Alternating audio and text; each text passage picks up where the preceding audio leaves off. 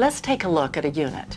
It's Unit 17 in the Level 3 Sourcebook for 3rd grade teachers. The units at all levels are organized in much the same way. In the first part of every unit, you build skills and word experiences. The skills are more important than ever. Notice the pencil that tells which of this unit's activities have tie-ins with the student practice books. Now let's see how a unit begins. First, you address visual skills with the word preview, signaled by this logo. Do the word preview, a visual warm-up activity with all students. Use the core words listed right here.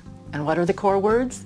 They're high-frequency writing words divided by grade level and used in the program in their order of frequency of use. They are not the spelling words. Their purpose is to build skills and word experiences. In this part of the unit, the core words build visual skills. Exactly how and why is explained in the teaching notes. Your teaching notes are always listed below each activity logo. The word preview takes no more than 5 minutes, and if you wish, you can administer it using the word preview Blackline Master. Next, you build spelling and language skills with a choice of 6 quick activities that I call the Exercise Express. They're optional, to be used any time during the unit as sponge activities. They soak up free time. Teacher said they wanted them, so here they are. In Stretch It, students take a bare-bones sentence and make it longer and stronger. In Fix It, students proofread for errors in punctuation, capitalization, grammar, spelling, usage. In Sort It, students are engaged in a powerful means of exploring the commonalities and differences of words. Add It is an analytical activity in which students must discover the criterion and add appropriate words that reflect it. Finish It poses an incomplete thought for students to finish, and Find It sets up students for a word find to expand their word banks. Each of the activities are easily introduced using the set of Exercise Express generic Blackline Masters. The teaching notes explain exactly how. Next in each unit, you build basic concepts. You can choose from among these skill-building activities to customize instruction for all or selected students. This section is called Seeds for Sowing Skills, and it empowers you to become, let's say, the Johnny Appleseed for spelling literacy. Sowing seeds, all the essential skills and concepts, all of which are extensively recycled, and you need not guess about what you're teaching or how to do it. The concepts are explicitly stated, and so are the skills for each lesson. I've included Did You Know? Information tidbits that provide teaching insights. This one points out the history of contractions. Look, important information in a lesson is signaled. And look here. Did you know that the TI, as in nation, comprises about 53% of the spellings with a sh sound, and a single S spells this sound in only 2 words or their forms? You may wish to challenge your students to discover these 2 words. Educators, you can see that there are far too many skill-building activities, and this is on purpose. This puts you in charge to single out the activities that are right for your students, and you skip the others.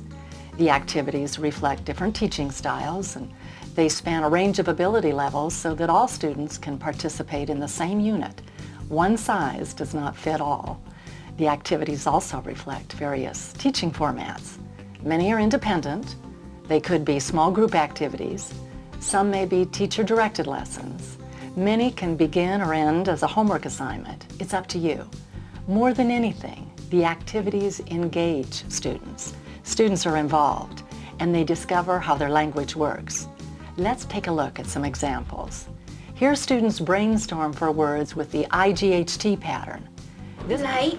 Light. Give it to me in a sentence. I see the light. Very good. And how would you spell that? L-I-G-H-T.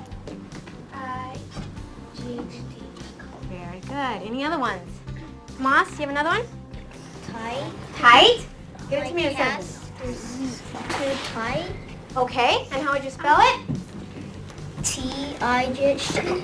Very good. Lots of IGHT words. This patterning activity grows from the core word night, but its purpose is not to teach the word night. Its purpose is to allow students to learn to spell by analogy. Every single one of the common spelling patterns is taught, but taught this way. Students generate the words independently or as a group through analogous thinking, rather than students getting a patterned word list to memorize for a test, as in a customary program. Watch now as students work in pairs to list long E words. Tree.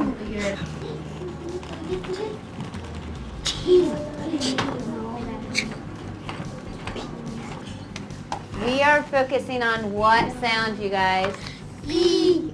And once the words are gathered, then they're sorted by spelling pattern for long E. Eat. Where would I put eat? E-A. E-A. Spell it for me, Jessica. E-A-T. Okay.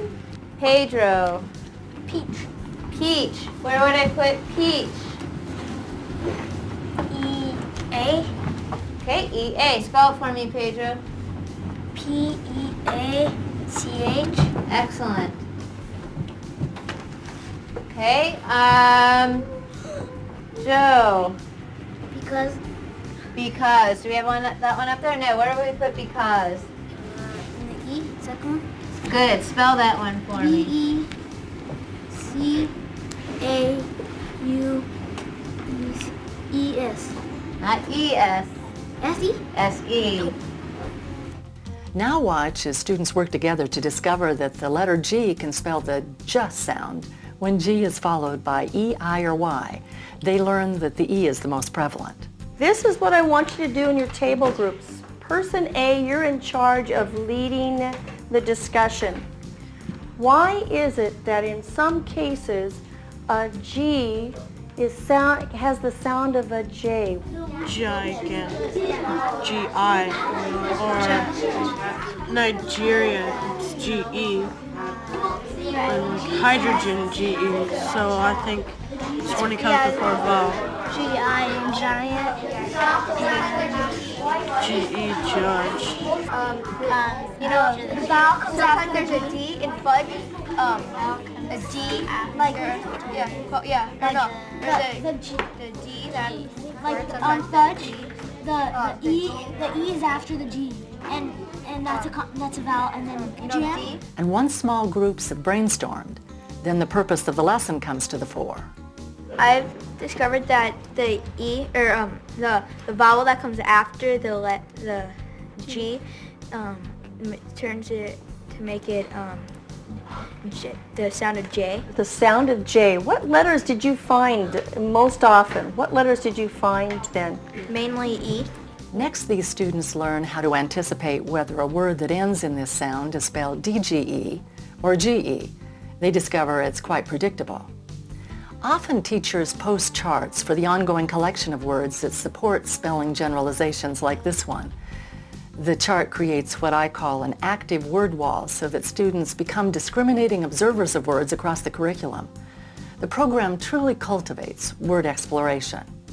Now in this next classroom, students are learning a basic spelling rule for the addition of the ing suffix to words ending in silent E. Hey, how about break plus ing or ing? Shanice, Breaking. how do you spell it? B-R-A-K-I-N-G.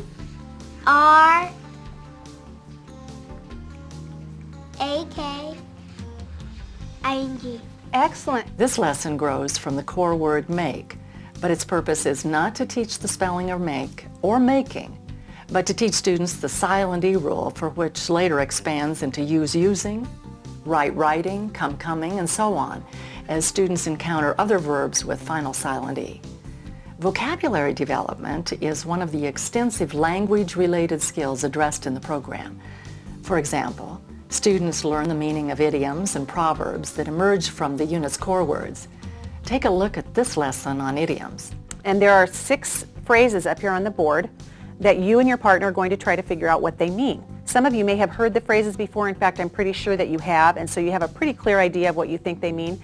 So on the paper between you, you're going to write a brief definition or a brief description of what this particular idiom means for each one of the 6. For fair and square, you could put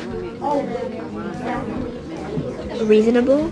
Okay, a reasonable, what's it called?